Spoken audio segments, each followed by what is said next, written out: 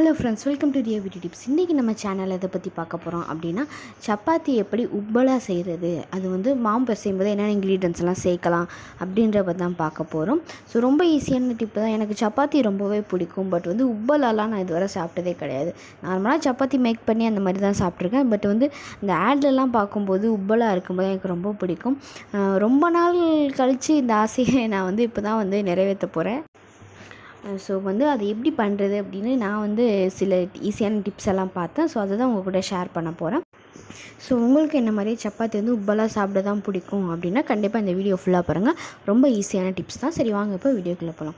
நிறைய நண்பர்கள் வந்து சப்ஸ்கிரைப் பண்ணாமலே பார்த்துட்ருக்கீங்க. சப்ஸ்கிரைப் பண்ணிவிட்டு பார்த்தீங்க அப்படின்னா எனக்கு ரொம்ப மோட்டிவேஷனலாக இருக்கும். என்னோடய அடுத்த வீடியோ இன்னும் க்ரியேட்டிவாக யோசிக்கிறதுக்கு நான் ரொம்ப யூஸ்ஃபுல்லாக இருக்கும். சரி வாங்க இப்போ வீடியோக்குள்ளே போகலாம். ஃபஸ்ட்டு வந்து சப்பாத்தி செய்கிறதுக்காக மாவு, கொஞ்சமாக உப்பு, எண்ணெய், தண்ணி இதெல்லாம் சேர்த்து நம்ம மாவு பதத்துக்கு வந்து நம்ம வந்து பிசைஞ்சு வச்சுக்கலாம். பிசைஞ்சதுக்கப்புறம் கொஞ்சமாக ஒரு டைம் ஸ்பெண்ட் ஆகட்டும்.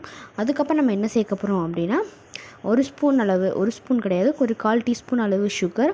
அதுக்கப்புறமா வந்து அதாவது ஒரு டம்ளரில் கால் டம்ளர் அளவு பால், காய்ச்சாத பால். ஓகேவா? ஸோ அதுதான் வந்து நல்லா சாஃப்ட் கொடுக்கும். ஸோ இது ரெண்டையும் வந்து நல்லா மிக்ஸ் பண்ணிவிட்டு திருப்பி வந்து நம்ம ஒரு 20 நிமிஷம் வந்து ஊற விடணும். ஸோ மாவு வந்து செட் ஆயிரும். இப்போ நீங்கள் எடுத்து பார்க்கும்போதே சப்பாத்தி வந்து நீங்கள் வந்து ப்ரெஸ் பண்ணி பார்த்தீங்கன்னா நல்லா வந்து சாஃப்டாக, ரொம்ப சாஃப்டாக இருக்கும். ஸோ உங்களுக்கு எந்த ஷேப்பில் வேணுமோ அந்த மாதிரி, சில பேருக்கு பெருசாக இருந்தால் பிடிக்கும், சில பேருக்கு சின்ன சைஸாக இருந்தால் பிடிக்கும். ஸோ அந்த மாதிரி உங்களுக்கு என்ன சைஸில் வேணுமோ அந்த மாதிரி சப்பாத்தி மேக் பண்ணிவிட்டு நீங்கள் போட்டு எடுங்க. ரொம்ப உப்பலாக வரும். ஸோ வந்து அதாவது எப்படின்னா, இந்த எம்டி சப்பாத்தியை சாப்பிட்றலாம். ஓகேவா? இதுக்கு சைட் டிஷ்ஷோ அந்த மாதிரி எதுவுமே தேவைப்படாது. அதாவது இந்த மெத்தட் நீங்கள் ட்ரை பண்ணும்போது ரொம்ப டேஸ்ட்டாக இருக்கும். எம்டி சப்பாத்தி குழந்தைங்களும் விரும்பி சாப்பிடுவாங்க. ஸோ வந்து சைடிஷ் இல்லாத டைமில் நீங்கள் இந்த மாதிரி செஞ்சு கொடுத்தீங்க அப்படின்னா சப்பாத்தி ரொம்ப டேஸ்ட்டாக இருக்குமா அப்படின்னு சொல்லிட்டு சப்பாத்தியும் விரும்புவாங்க. ஸோ கண்டிப்பாக நீங்கள் ட்ரை பண்ணி பாருங்கள். எனக்கு ரொம்ப ரொம்ப பிடிச்சிருந்துச்சி.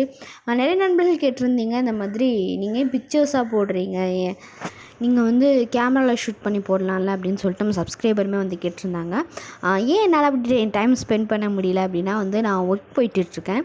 ஸோ ஒர்க் போயிட்டு என்னால் வந்து யூடியூப்க்கு வீடியோவும் ஷூட் பண்ண முடியல. ஸோ ஆக்சசரிஸும் கொஞ்சம் வாங்கணும். நம்மக்கிட்ட இப்போ ஃபண்டு இல்லை. ஸோ அதனால் வந்து பிக்சர்ஸில் போய்கிட்டுருக்கு. கொஞ்சம் அட்ஜஸ்ட் பண்ணுங்கள்.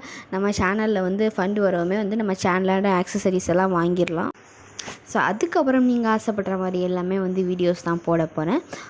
ஓகே ஃப்ரெண்ட்ஸ், உங்களுக்கு இந்த வீடியோ பிடிச்சிக்குன்னு நினைக்கிறேன். கண்டிப்பாக மறக்காமல் ஃப்ரெண்ட்ஸ் அண்ட் ஃபேமிலிக்கு ஷேர் பண்ணுங்கள். என்ன மாதிரி உங்களுக்கும் உப்பலா சப்பாத்தி சாப்பிட்றதான் பிடிக்கும் அப்படின்னா கண்டிப்பாக இந்த வீடியோ மறக்காமல் லைக் பண்ணுங்கள். நம்மளோட சேனல் சப்ஸ்கிரைப் பண்ணிட்டு சப்போர்ட் பண்ணுங்கள்.